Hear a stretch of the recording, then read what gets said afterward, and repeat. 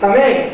E pegando o gancho da palavra abençoada que meu amado diácono Denilson trouxe na quinta-feira lá, falando sobre Neemias, sobre a volta de Neemias para a reconstrução dos muros de Jerusalém, eu vou falar hoje, quero que você já abra a sua palavra, no livro do profeta Ageu. Amém? Lá no finzinho do Velho Testamento, depois de Sofonias, Naum, Abacuque. A nossa Bíblia, irmãos, ela não foi feita de uma maneira cronológica, né? Nós pegamos o livro de Esdras e Neemias, que estão lá no início do Antigo Testamento, e pegamos o livro de Ageu, que é lá no finzinho, e são livros contemporâneos. Esdras e Neemias, por sinal, os manuscritos judaicos são um livro só. Amém? Os irmãos acharam? Livro do profeta Ageu. Então acompanhe comigo a leitura.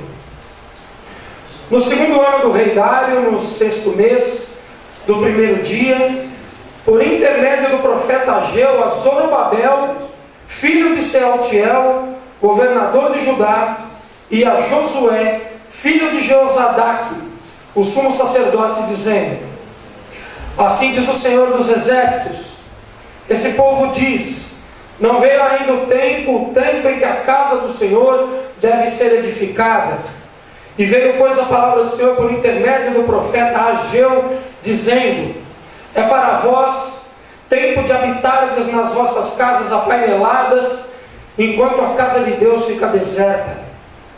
Ora, assim diz o Senhor dos Exércitos: aplicai os vossos corações aos vossos caminhos, semeai muito, e recolheis pouco, comeis, mas não vos saciais, vestivos, mas ninguém que o aqueça.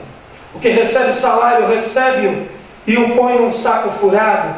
Assim diz o Senhor dos Exércitos: aplicai os vossos caminhos, os vossos corações nos vossos caminhos. Amém, irmãos? Por enquanto somente até aí. O profeta Ageu provavelmente voltou do exílio, voltou da Babilônia, juntamente com Esdras e sua comitiva, quando trouxe o povo de volta da Babilônia, após os 70 anos do cativeiro. E quando Neemias volta, liberado pelo rei Artaxerxes, ele reconstrói os muros, a palavra que o nosso amado irmão trouxe na quinta-feira passada. Só que precisava ser reconstruído também a casa de Deus. O templo de Salomão havia sido derrubado, destruído, exterminado, e a casa do Senhor precisava ser reedificada. E o Senhor escalou 2 homens nessa reedificação: Zorobabel e Josué. 2 homens que teoricamente eram de estirpe importante, porque Zorobabel era filho do governador de Judá e Josué filho do sumo sacerdote. Não eram homens qualquer, eram pessoas importantes diante da presença de Deus. Você é importante diante da presença de Deus. Você talvez não seja filho do governador ou filho do sacerdote, mas você é tão importante quanto esses homens na presença de Deus. Amém? E esses homens tinham uma missão de reconstruir o templo, reconstruir a casa de Deus.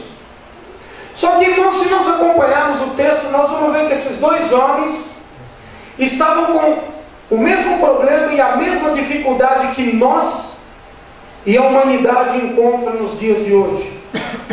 Eles estavam preocupados com seus afazeres, com as suas casas, com os seus bens, com as suas propriedades, com o seu dia a dia. E enquanto isso, o profeta Ageu, que nos exorta, diz: a casa de Deus está deserta. É tempo para vós estarem em vossas casas apaineladas, aplanadas, arrumadas, estruturadas, enquanto a casa de Deus está deserta.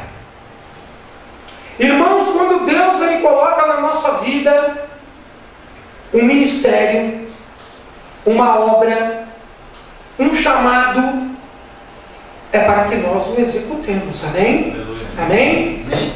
Talvez você esteja aqui visitando a igreja, esteja pela primeira vez aqui e não esteja entendendo muito do que historicamente eu estou falando, mas entenda uma coisa: se Deus trouxe você aqui nessa noite, é porque Ele tem algo especial para tratar com você. Ele tem algo especial para falar com você. Ele tirou você da sua casa, que talvez esteja tranquila, esteja apainelada, para vir ter um tratamento tete a tete com você nessa noite. E a pergunta que o Senhor deixa para mim e deixa para você nessa noite é: como nós temos conduzido a nossa vida e o nosso ministério diante de Deus? Irmãos, todos nós temos família, todos nós temos emprego. Talvez um ou outro irmão esteja desempregado, mas isso é momentâneo. Daqui a pouco Deus, o impossível, põe a mão na maçaneta, abre a porta e você já vai estar trabalhando. Já recebe em nome de Jesus a bênção agora. Em nome de Jesus. Isso tudo é temporal, irmão. É tudo ocasional no nosso dia a dia. Mas existem coisas, irmãos, que são eternas. E o que é eterno tem que ser prioridade. E a prioridade naquele momento era a reconstrução da casa de Deus, que havia sido devastada. Devastada. Em ruínas.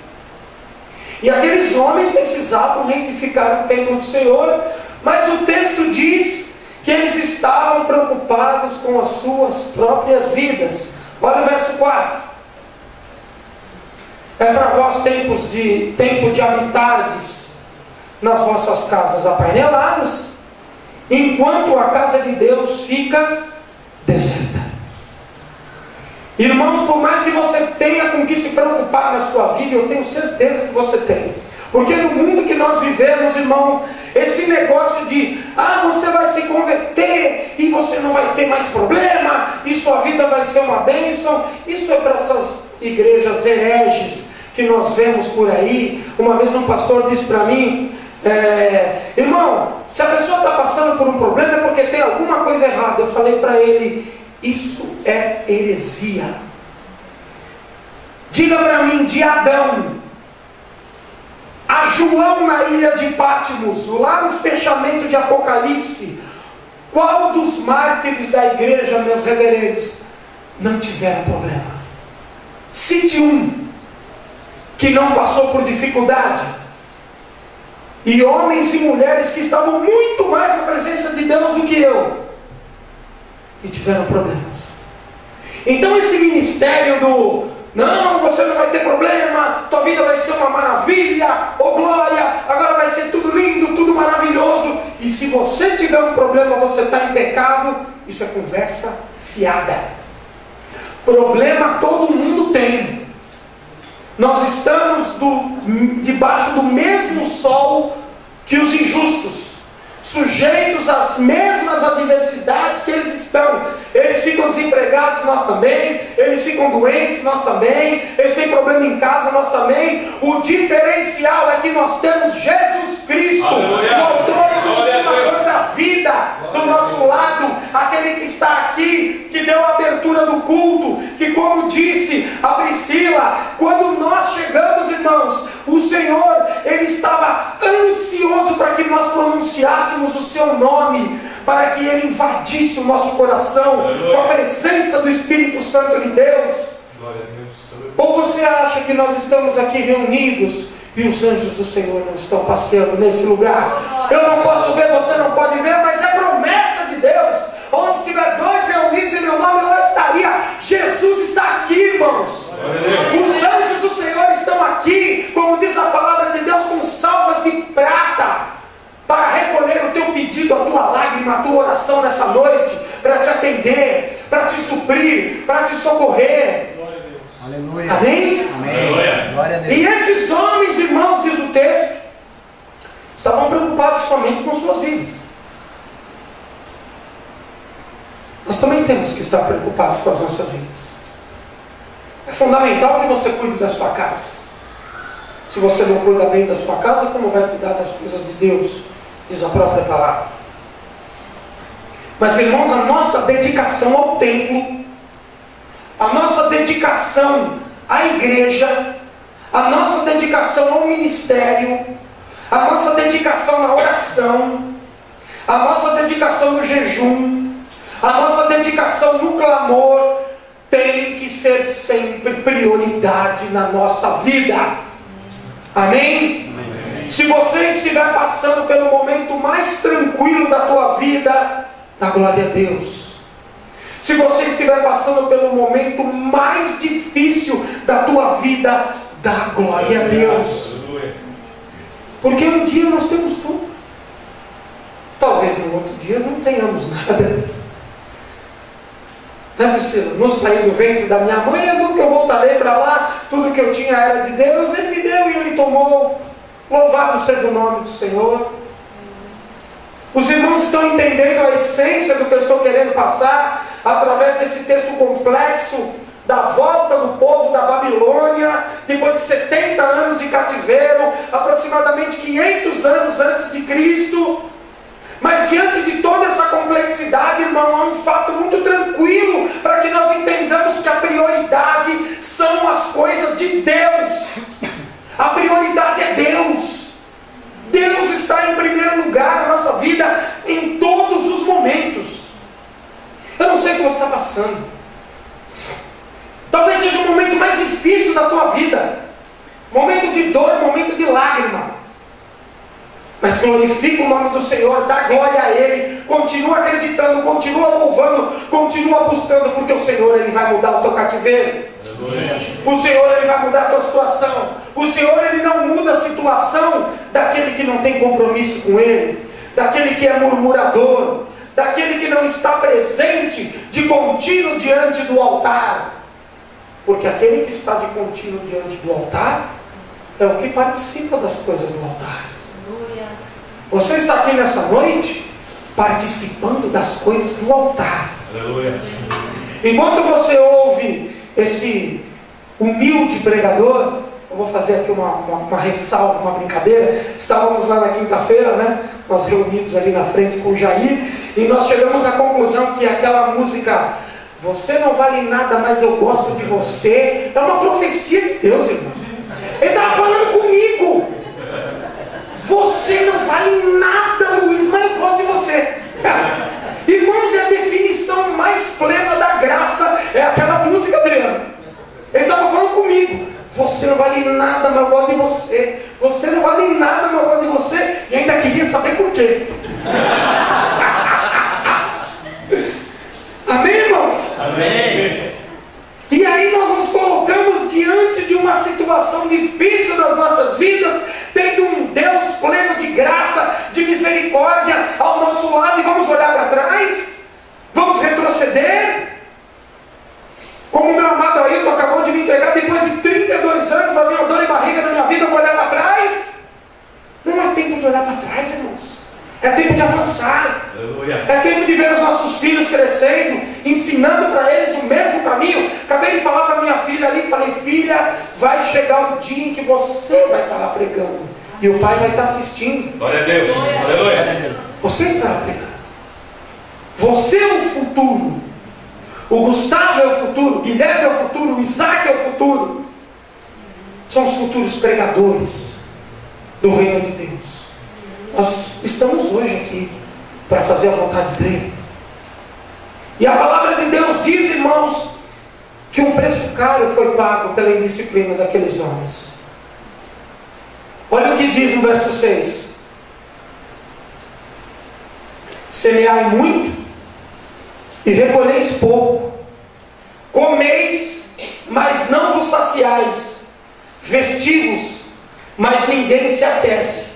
E o que recebe um saco, recebe e o coloca num saco furado. Por quê, irmãos? Porque não há plenitude na vida, ainda que receba o dinheiro, ainda que seja bom, ainda que tenha um conforto dentro de casa e um cobertorzinho para se aquecer, ainda que tenha uma plenitude na família. Sem Jesus, irmãos, nós não somos nada. Amém. Sem fazer a vontade de Deus, nós não somos nada. Mas, irmão, eu mal sei falar. Como é que eu vou pregar? Irmão, me chamaram até para cantar, mas eu desafio até para tomar água. Eu tomo água, eu semitomo, eu desafio. Mas há uma infinidade de coisas para fazer na casa de Deus. Não é necessário pegar o microfone e vir aqui pregar. Uns ele chamou para apóstolos, outros para evangelistas, outros para pastores, outros para mestres. Cada um tem um dom, cada um tem um talento. Talvez o seu talento seja o talento da cozinha. Talvez você seja uma grande cozinheira. E irmã, recebe essa revelação. Se você é uma grande cozinheira, liga para mim, para eu ir comer lá na sua casa. Porque eu gosto demais de comer. Gosto. Talvez o seu dom seja o da oração. Você é aquela pessoa que prega o teu joelho no chão e consegue ficar um grande tempo intercedendo por pessoas e por vidas. Irmão, mas eu estou precisando de um monte de coisa na minha vida. Jó também estava, mas ele só recebeu quando ele estava orando pelos amigos dele. Para de se preocupar um pouco com você. Comece a orar pelo teu vizinho, pelo teu amigo, pelo teu colega de trabalho, por alguém que está sofrendo. Tem gente sofrendo, irmãos, muito mais do que eu que estou aqui arrumadinho, tomando uma aguinha, vendo esses rostos bonitos. Tem gente agora, irmãos, morrendo. E não é morrendo só no leito do hospital, não. É morrendo numa cracolândia. É morrendo nessas chacinas que estão acontecendo. É sendo devastados pelo pecado aí fora. E nós, como igreja, como uma verdadeira igreja, a igreja primitiva, não essa igreja bagunceira, essa igreja contemporânea que se apresenta hoje. Mas o que nós temos feito, irmãos? Senhor, me dá, Senhor, eu preciso. Senhor, me ajuda, Senhor, eu. Irmão, o Senhor sabe do que você precisa. Antes de você abrir a boca, antes de você vir para cá, Ele já sabe tudo que você precisa.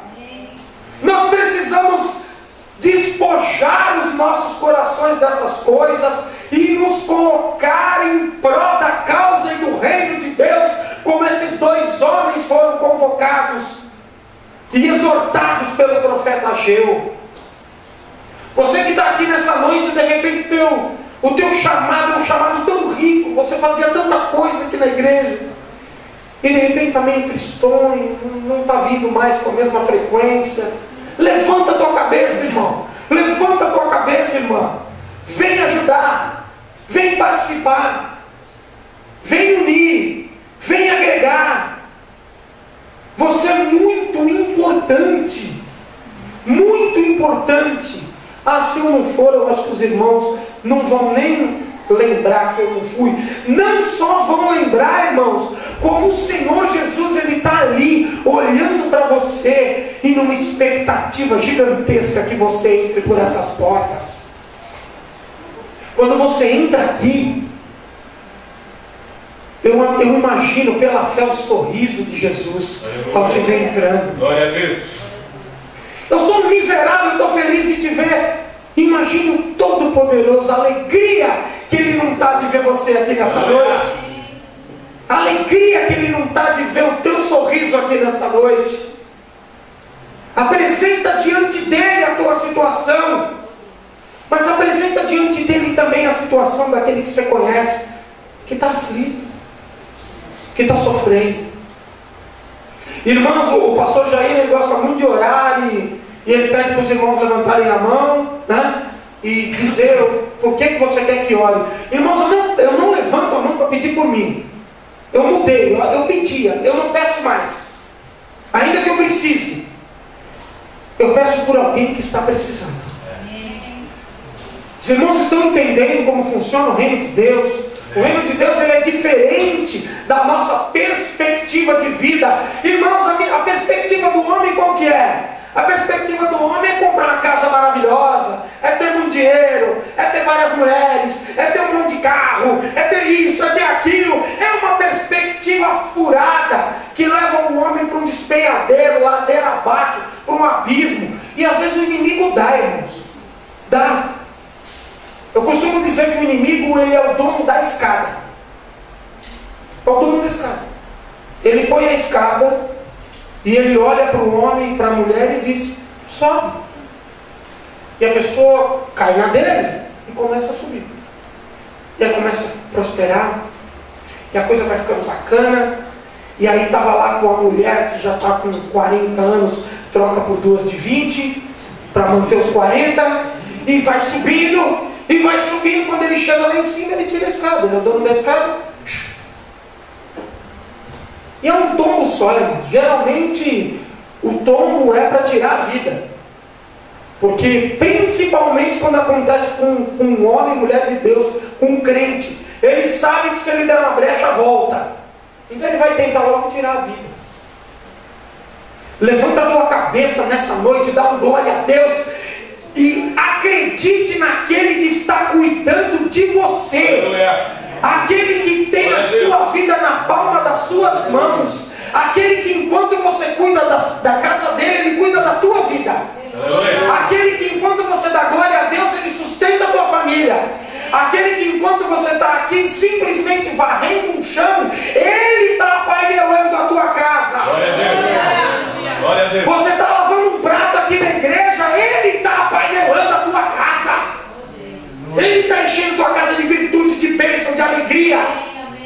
Ele está abençoando teus filhos, teu marido, tua esposa. Ele está enchendo aquele lar de virtude do Espírito Santo de Deus. Ele está enchendo aquela casa de bênção e de prosperidade. Porque você não está cuidando da tua casa, você está cuidando da casa dele. Aleluia. Amém? Os irmãos estão entendendo? Amém. A essência da exortação de Ageu. E aí nós vamos lá para o capítulo de número 2. Quando aqueles homens resolvem fazer a vontade de Deus e se dedicar à reconstrução do templo. Olha o que diz no verso 5 do capítulo 2. E esta é a aliança que fiz convosco quando saíste da terra do Egito. É que eu perdi. E o meu espírito habita no meio de vós. Não temais. Assim diz o Senhor dos Exércitos: ainda uma vez, dentro de pouco, abalarei os céus e a terra, e o mar e a terra seca. Abalarei todas as nações, e o desejado de todas as nações virá, e encherei essa casa de glória, diz o Senhor dos Exércitos. Minha é a prata, meu é o ouro, diz o Senhor dos Exércitos, e a glória desta última casa será maior do que a da primeira, diz o Senhor dos Exércitos. E neste lugar darei a paz, diz o Senhor dos Exércitos. O que mudou? É o mesmo Zorobabel e o mesmo Josué. O mesmo filho do governador, o mesmo filho do sumo sacerdote. E de repente eles pegam as suas riquezas, o seu dinheiro, colocam no bolso num saco furado. De repente a maldição está sobre a vida deles. E de repente Deus enche de glória, de bênção, de virtude. Por quê, irmãos? Porque pararam de cuidar das suas próprias vidas para cuidar da vida e da casa de Deus. Aleluia. Glória a Deus. Irmãos, entendam, eu não estou dizendo para você parar de cuidar da tua vida. Não é isso. Não vai parar lá de cuidar da casa, parar lá de fazer as coisas.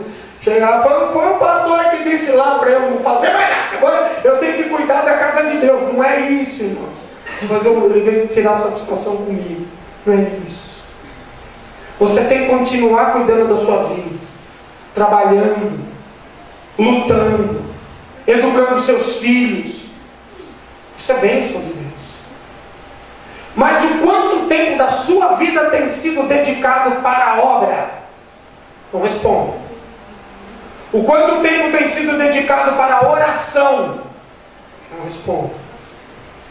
Tem sido dedicado para a leitura da palavra? Não responda. Tem sido dedicado em jejum? Não responda. No teu café da manhã na tua janta, antes de você comer, você faz uma breve oração pela tua casa e pede a bênção sobre a vida do teu pastor e da família dele? Não responda. Os irmãos estão entendendo? Quando nós começamos a cuidar do reino espiritual, Deus cuida de nós. Não se preocupe nessa noite. Eu tenho um recado para você. Sabe esse problema que está tirando teu sono? Que está enchendo teu olho de lágrima? Que está colocando essa preocupação aí no teu rostinho? Eu tenho um recado para você hoje. Tira a mão dele. Para de tentar resolver ele com a tua mão. Hoje, para. Tira a mão dele.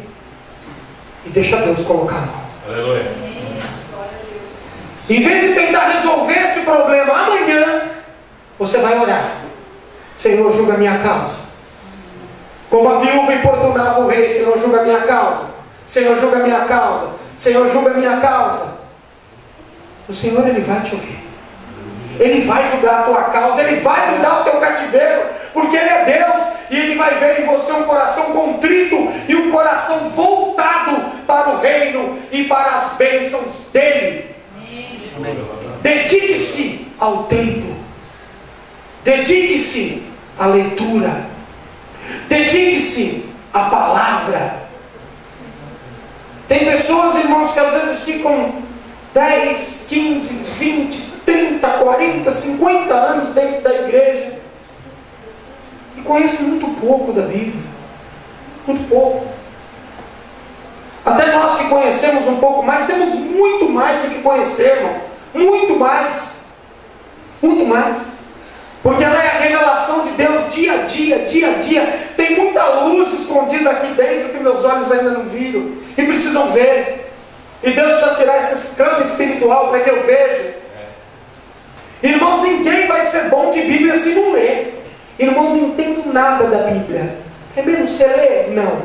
Mas ela fica aberta no Salmo 91, lá na minha estante.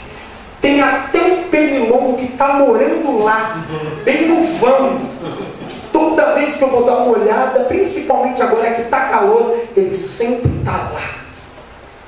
E vai morrer lá no meio do pó. Porque Bíblia não é amuleto. Não é amuleto. É apenas um livro. Mas o conteúdo é a voz de Deus. Aleluia. O conteúdo é o Yeshua HaMashiach, o Cristo do Deus vivo, o Todo-Poderoso, que era, o que é, o que há de vir, revelado para nós através dessas Escrituras. Aleluia. Quando você lê, ele se manifesta. Quando você usa essa palavra, ele age. Quando você profere estas Escrituras, ele muda situações. Tem alguém te perseguindo? Ore por essa vida. Tem alguém te maldizendo? Ore por essa vida.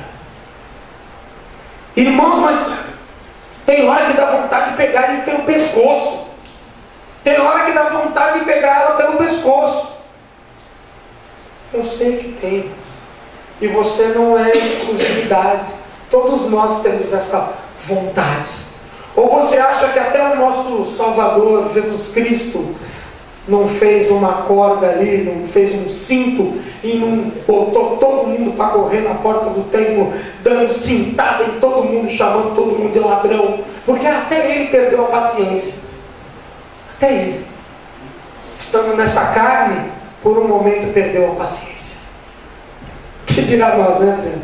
Não tem vontade de palmear uma meia dúzia. Mas nós podemos fazer isso, irmãos? É claro que não! É claro que não! É claro que não!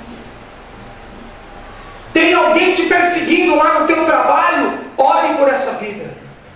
Irmão, mas ele está tentando me derrubar lá. Se eu não fizer alguma coisa, ele vai me derrubar. Isso eu concordo com você. Se você não fizer nada, ele vai te derrubar. Então começa a fazer hoje. Dobra o teu joelho. Coloca essa situação em nome de Jesus diante da presença dele. Coloca o nome dessa vida. Ore por ele, ore por ela, ore pela sua família. fazer. Aleluia. Se você for lá amanhã e falar um monte, descascar o abacaxi, falar um monte na orelha dessa pessoa, sabe o que vai resolver? Nada. Talvez você fale, falei tudo o que eu tinha para falar, mas daqui a meia hora você está pesado, magoado, injuriado, e às vezes até perde o emprego, porque às vezes vem o patrão lá e manda os dois embora. Dobra o joelho. É a vizinha, é o vizinho, é o parente, é o filho, perdão, é o marido, eu não sei quem é, mas use a tua arma mais poderosa, irmãos, que é o teu joelho. É a tua arma mais poderosa. Não pague o mal com o mal, como está escrito lá em 1 Pedro. Não pague o mal com o mal, pague o mal com o bem. Talvez nessa noite você esteja pensando, eu não aguento mais, eu não aguento mais. Irmão, se você não está aguentando mais, é porque ela está chegando, e ela está bem pertinho, e o inimigo está querendo botar na tua cabeça para você desistir. É por isso que você não está aguentando mais. Você talvez esteja a um passo da vitória, e ele está buzinando na tua orelha, desiste, desiste, desiste, porque ele sabe que você vai alcançar em nome de Jesus. Amém. Não retroceda, não retroceda, não retroceda. Amém? Amém. A bênção está chegando. Aleluia. Ela está pertinho. E você vai vir aqui na frente dar testemunho. Você vai dar testemunho daquilo que Deus vai fazer na tua vida. Amém? Você crê assim? Amém. Eu não sou homem de revelação, hein? Eu creio que ela é de Deus, mas eu não sou homem desse tipo de coisa. Mas recado de Deus é para a gente entregar. A minha amada irmã, que não sei o nome, a loira, blusa preta, isso. Qual é o seu nome, minha querida?